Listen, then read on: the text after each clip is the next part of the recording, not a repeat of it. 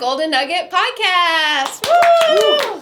This is our 7th official episode, and we have a guest speaker today. This is Dustin Dale. Howdy, howdy. Good to be here. Lucky number 7 today. Yeah. That's awesome. My name is Deanna Golden. I am the CEO and founder of the Path to Recovery. And I'm Stephanie Brown. I am Deanna's co-host. Yeah, and I was so missed you last week. I was like, I oh my know. gosh, where's my co-host? But we are doing a little bit different of a segment. We're doing guests the next couple of podcasts, and I'm just so excited to really get to know, more of our guests and kind of your experience. I know. I'm very excited. First time I've ever done anything like this. Oh, okay. I'm very, very happy to be a part of it. Yeah, and I'm so happy that you accepted it. And, I just feel like I feel so blessed to actually live in a recovery community where, I just ask somebody and you're like, yes, instantly. It is very nice. That is true. Yeah, for sure. And I was like, oh my gosh, I'm going to have trouble getting people. And no, you were just instantly yes on me. I'm sure after a few, they're going to be calling you. Yeah, for sure. We're going to be popular. Yeah. Okay, so let's see. What do I want to start with? So there's so many things about your story that I just love. I asked you to come today because, for our viewers, I really want to be sure that we're diving into a little bit different topics. So each of our speakers, I wanted to dive into something that's really unique to you. Mm-hmm. One thing I think that is, Stephanie and I have been doing myth busting the past couple of episodes. I love that. And so I feel like one of the myths in the recovery community is that we have to have had a tumultuous, abusive, crazy, just bad childhood, and that is the cause why we drink and use like we do. Absolutely. So I know that is not part of your story, so tell me a little bit about that. It is not, and I'm glad that you guys brought that up because, there's a lot of young people in recovery, and like myself, I had a certain idea and a certain expectation of what it meant to be an alcoholic. Mm-hmm. And so, but before I had my struggles, growing up was nice and easy. Like I had meals on the table, I was taken care of. I had a brother who was a great older brother, showed me the ropes, and I was very into sports. I had good grades. Things were looking like I was going to be very, successful. Maybe not millions of dollars successful, but sure. I think things were going to go pretty good for me. And, even in high school and my first year of college, I looked at drinkers and users and I would just kind of shake my head and I go, man, that's just not for me. Yeah. They're going to burn out. And so I thought I was the furthest away from becoming an alcoholic that I could be. It wasn't attractive to you at all. No, it wasn't attractive at all. And in fact, even my first year of college, still underage, right? And I'm a goody. Yeah. So I didn't even really touch it all that much, a party here and there. But not drinking alcoholically, 1, 2, 3 maybe. Yeah. But I wanted to get home safe. I wanted to take care of myself. And again, I was still into that zone of these people are going to make the mistake. After that first year, a buddy of mine came to the same college as me. After that, we became roommates. We started to make a few new friends, and with a bigger social circle, I found myself at more events, and then the events turned from drinking was a part of the event to it's just drinking and people are here, right? Right. So the focus went from we're just hanging out and having fun to the drinking is the focus. Yes. Yeah. And, that wasn't even my goal or my intention. That's just what I was around. Mm-hmm. And pretty soon that changed from me just being a part of it to okay, well, I want to be doing this more and more. And I wasn't even having consequences there early on. People can drink a lot and not have any consequences. Yeah, for sure. And at some point in my college career, drinking started to take over everything else. I started missing class, started not to go home, basically pushing my relationships to the side, pushing what was important to me off to the side just to make sure that I could get a drink. Yeah. But I was still grinding through, I was still passing my classes. I wasn't burning any bridges at that point. And then into my junior year, I realized that, okay, there might be something here that I need to take a look at, because at that point it started to turn into a daily occurrence. And I could feel it in my body. I know people could look at me and just tell I was not who I used to be. And so that's really where I wanted to solve it for myself, right? I didn't want anyone else to know there was a problem, right? Because again, early on in my upbringing, things were good. I had never failed. I was successful in everything. I never had to really ask for serious help. If there were small things, obviously I could ask for that. But if I felt like I was a cause for concern, I was going to hurt the family. Yeah. And so I wanted to hide it, right? I wanted to hide it from everybody, but fix it. Because that was my strategy. If there was a problem in my life, I said, okay, let me take a break. Let me, fix this without anyone knowing about it so that a problem never happens. And I thought that was going to be my alcohol story. I'm going to fix it. It's going to be good. Rainbows are going to come out, and I'm going to graduate. Things are going to be great. Now, did you ever have like people in your family or your life when you were younger that were alcoholic that you could see like them struggling with alcohol, or no? I don't think I could ever truly say I saw an alcoholic growing up. I mean, yeah, you had adults that were drinking around you, but again, it comes back to I had no idea what an alcoholic was. I thought an alcoholic was the person under the bridge. You hear it all the time. Person under the bridge with the paper bag. Yeah. Right? And that's what I thought. So I, in my mind, never saw an alcoholic before. A lot of college kids that maybe drank too much. Well, but that's typical for that age too. Like I got sober really young. I was 21, and so like I remember thinking that exact same thing as like I'm not an alcoholic. I'm just young. I'm just drinking. Everyone drinks, right? Like this is normal for our age. Yeah, this is not a problem, and it's so normal. I think too to like think and believe that I can just solve this with my own willpower. Yeah. We've talked about that in the last few episodes and podcasts. Is that I know in my life I can use my willpower to change other situations. Like, why can't I do the exact same thing when it comes to alcohol? Yeah. No, you're 100% correct. And again, it all comes down to, like, you don't know what you don't know. And at that point, I had no clue. You didn't know you could stop. And fast forward into the story, a good decade, I still did not know a lot. Yeah. So once you started like trying to regulate yourself, what did that look like? Was it that you were just maybe limiting the amount of drinks you would have? You would start drinking later? Did you actually reach out for help to like a recovery solution at that point? Or are you just trying to do it on your own? So at that point, being in a college house surrounded by 5 other guys that you don't want to admit you have a problem with, right? Yeah. It became isolation, right? I withdrew from everything and everybody. Because I would try to limit myself, right? And then I would for a day, and then I'd go right back to it again. And then I would say, okay, I'm going to go back to the gym. And again, that would last a couple of days, and I'd be drinking very heavily again. And at some point, I just looked at myself and said, I don't see an option, so I'm just going to ride this out and see where it takes me. Yeah. And try, right? But I kind of felt that moment of, I don't have a choice anymore. Like, alcohol has me. Yeah.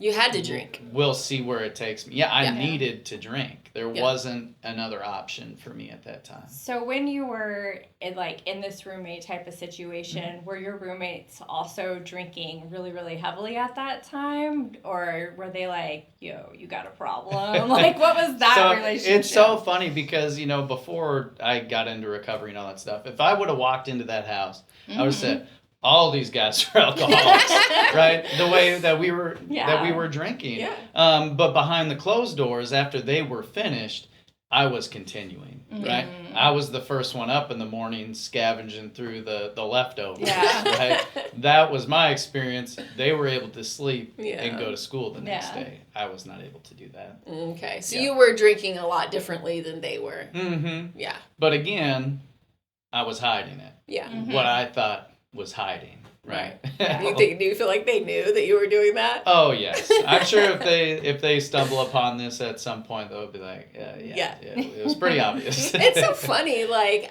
we believe that we're so good at hiding stuff. Gosh. Yes, absolutely. Yes. And it's like, the people in our life know. I might think that, I'm going to drink vodka because it doesn't smell, and that'll be my solution. Girl, vodka smells. Yes, it does. It smells does. just as much as it It sure does.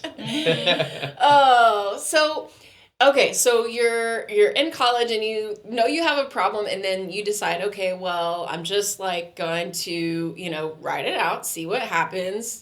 Everyone else is drinking, maybe not like me, but I'll just try to use my willpower, get through college. So did you actually get through college? Yeah, eventually I did. Eventually.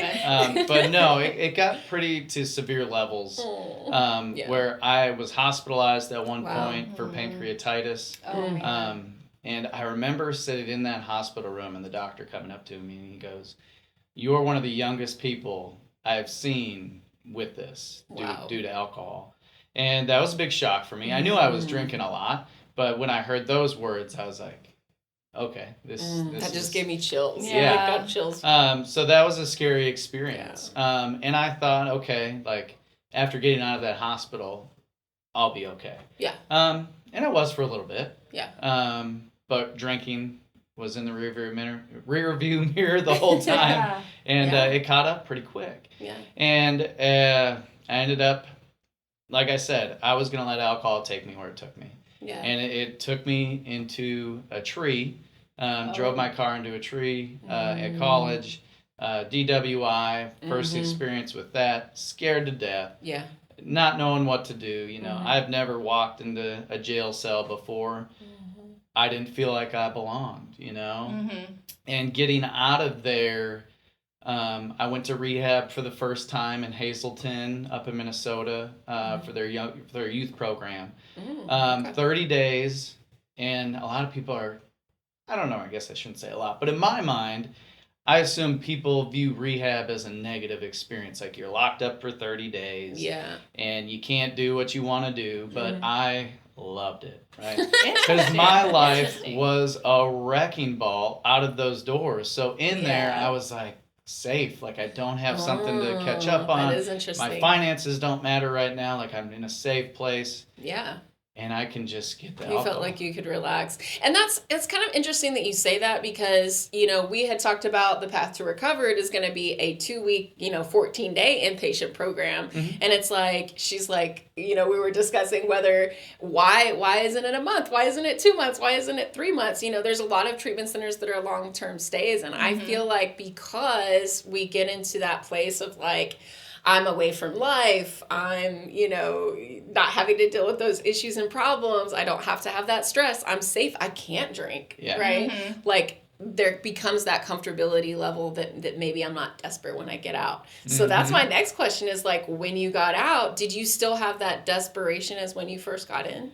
So again, it all comes back to I have no idea what recovery is. I'm in this rehab. They're telling me a lot of things, but again, for 2 weeks, I was drinking so much, like I was not focused, right? So a lot of the information they're telling me is probably just floating out, right?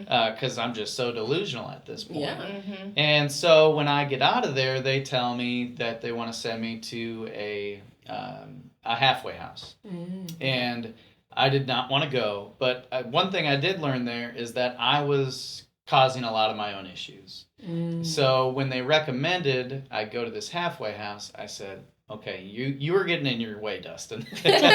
So just do what they tell you to do. Yeah. And I said, okay, I will go there. And that was another huge shock for me. My world's exploding because now my roommate, was using meth for 10 years. Oh my gosh. And I'm surrounded by all these people with all these horrible stories, and I'm going, again, I don't belong here. Right. Like, I'm just depressed. I can't stop drinking. Like, I just need something good in my life.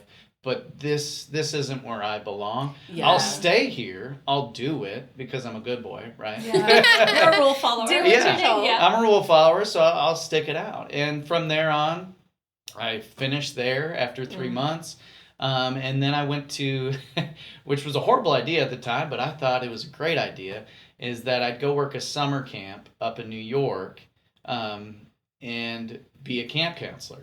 And I was like, oh, that's great. Like for kids? Yeah, for kids. Okay. Like, all right, wilderness, great place. Yeah. No meetings there, obviously. And I don't have anybody I can talk to about recovery. No accountability. No accountability. Yep. But I thought it was a great idea, right? Get out of here and kind of like, I don't know, vacation, but also working at the same time.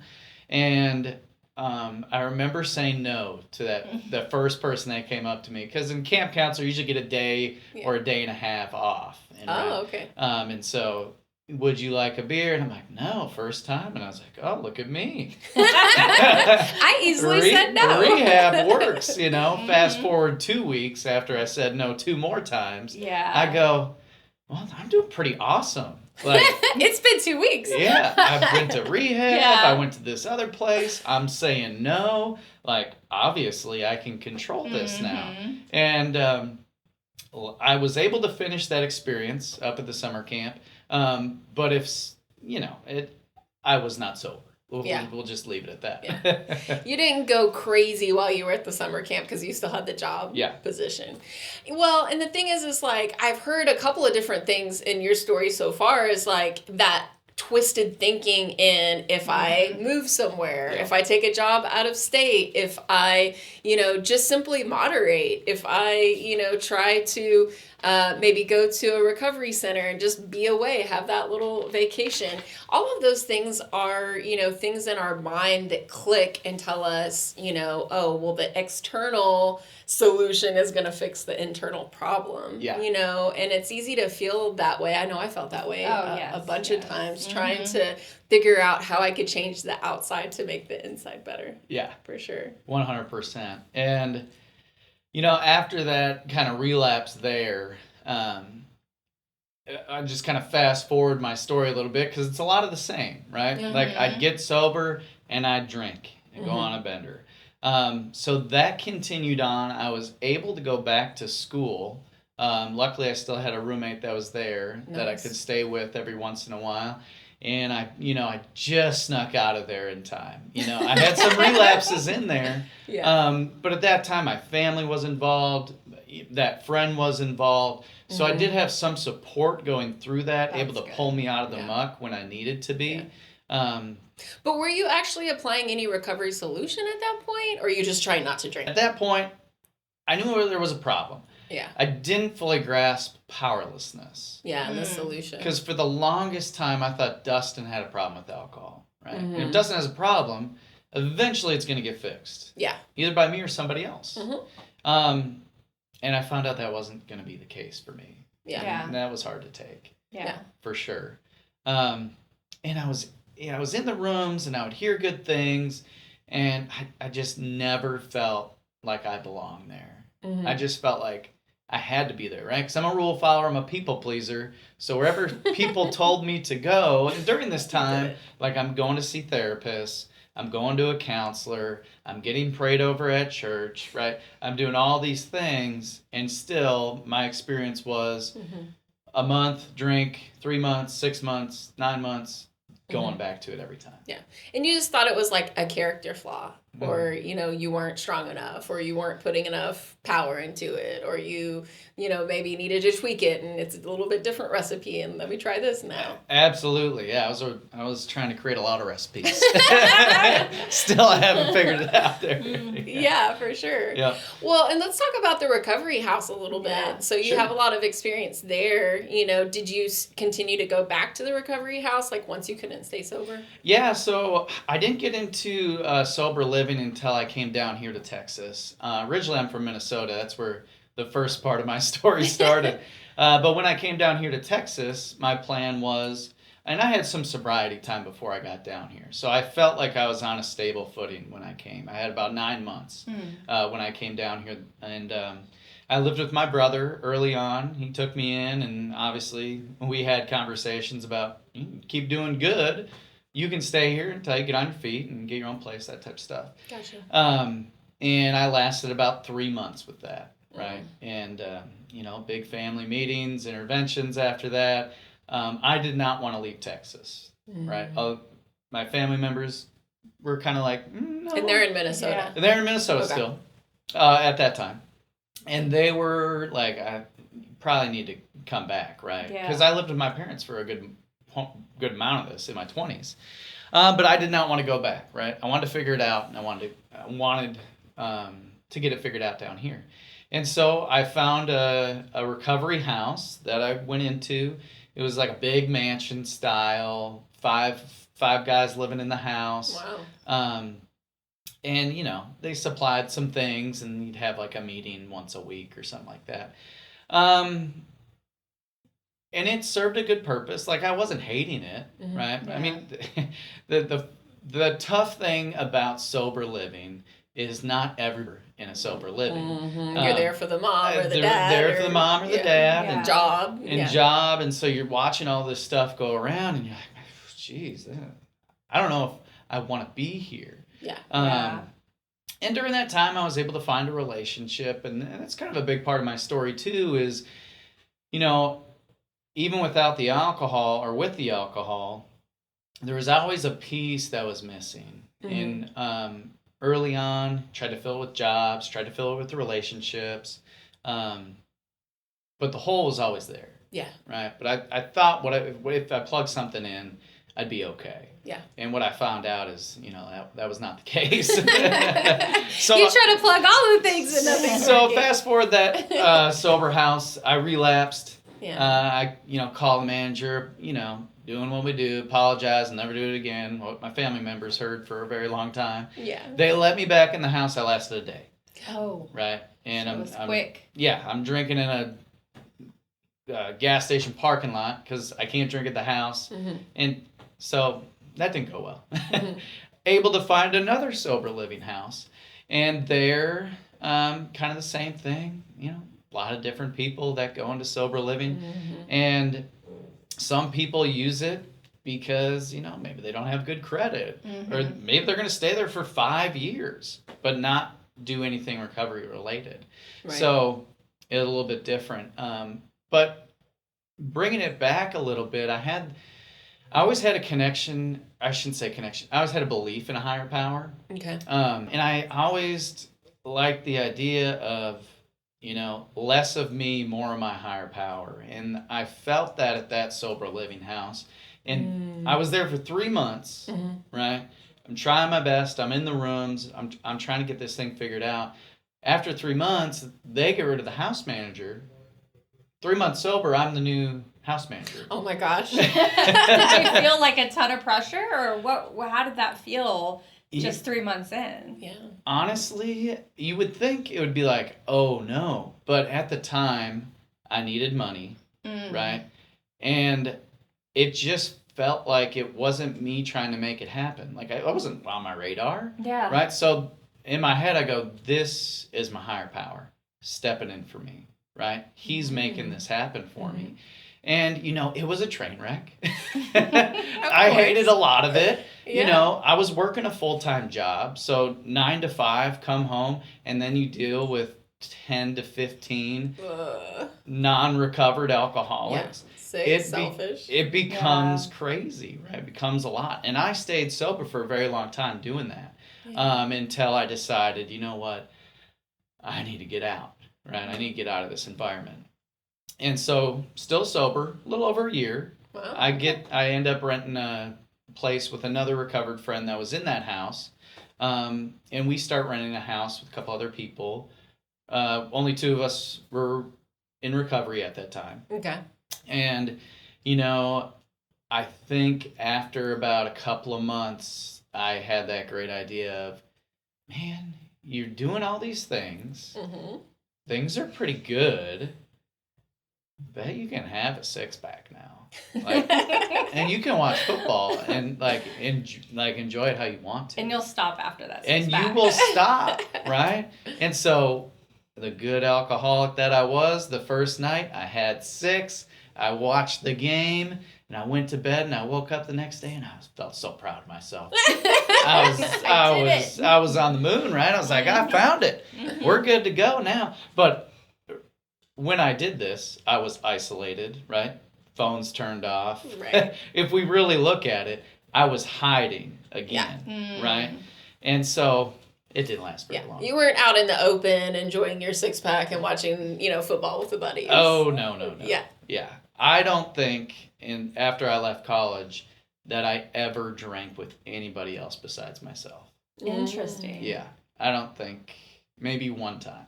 And you did that a lot, didn't you? A lot. And I was a big hider, too. Like, I would hide it. And I thought no one knew that cup behind my monitor was, full of whiskey. But it was. Yeah. And everyone knew. Well, and it's that fixing that internal issue you talked about earlier. I think that there's a misconception too, like if we're, surrounding ourselves by people who aren't drinking, if we're just abstaining, if we're doing well in the job, if we're, that void is going to be filled and like somehow we're just going to continue to stay sober without a solution. Yeah. Yeah. Yeah. And it's just filling the void over and over and over again, trying to figure that out. Yeah. And, a lot of people out there try it, right? Because why wouldn't you? Why wouldn't you think that getting a better job might fix it? Why don't you think more money is going to fix it? Why wouldn't you think going to see a therapist wouldn't fix it, right? So, well, and when you're a heavy drinker, like it does, like if you're not a real alcoholic, you still have the ability to control with your mind whether you're going to drink or not. Because once you start drinking, I'm off to the races and there's no bringing me back. But if I don't have that mental illness that we talk about so much, like I'm going to be able to choose, hey, that was a bad experience. I'm not going to do that anymore. And sometimes, the job does work. The getting the girl does work. The, living somewhere and abstaining does work. But it's only if you don't have that mental peace. Yeah. Yeah. No, absolutely right. And, I wish I would have known, but I had to be convinced for myself. Yeah. Because I remember someone said, oh, you got a case of the not yets. And I was like, what are you talking about? Like, What's a not you yet? don't have a DUI yet. You didn't lose a job yet. You didn't get fired yet, right? You haven't got a divorce yet. And so you're going to keep on going. And I was like, I'm not going to wait that long. Like, I'm a smart person. I hit a lot of the yets. Yeah. Those got crossed off pretty quickly. Oh, for sure. Because the longer that we drink, the lower and lower that, idea of what I will or won't do gets dropped. And then I don't do that. And then I do this and I'm like, okay, well then I won't do this. And then I do that. Well, okay, well I won't do this. Yes. Absolutely. Your values shift and change significantly the deeper you're in it, I think. Yeah. For sure. Well, and I really hate it when like people say bottom because, it's like, oh, yeah, you're not at the bottom yet. Well, you haven't had enough consequences yet. Oh, well, it hasn't gotten bad enough. And I'm like, that's not true. Like for me, I believe bottom is like when I put the shovel down and I quit digging. That's my bottom because, and this is the end of your story, right? Is that we're always eligible to pick that shovel back up and keep digging. It doesn't matter how like recovered we are or how long we've been abstinent or, how we've helped people or what we've done in our lives. Yeah. And for me, it wasn't a consequence that was my bottom. Like, it wasn't DWI. I wasn't waking up with tubes down my throat. Like it was me waking up one day just tired. Yeah. Just like, I'm done. Like, I can't do it anymore. Yeah. I need to figure this out. And I'll do anything. Yeah. Yeah. For sure. Well, and that kind of leads us into the last piece of your story that we really want to talk about is, I know your story a little bit. Yeah. And part of that is that, you were getting out there, you were helping people, you were, mentoring people, volunteering at places, you were recovered. Yeah. And then you drank again. Mm-hmm. So tell me a little bit about that. What do you think precipitated that? Yeah, an alcoholic's going to drink, right? Yeah, for sure. But it does work Yeah. if I would have kept doing the work. Right. I think early on, and I had a lot of stints of 9 months, years, or a year. I had stints of a year. And so like every time I failed, I would go, I know what to do to get it back, right? But how do I keep it? That was the hardest part for me. I could always go back and pick it back up again. But how do I finally keep this thing? And what always brought me back to the drink was once I got further enough away from it and it wasn't appealing anymore, right? And things were going good. I don't think I ever relapsed when things were horrible.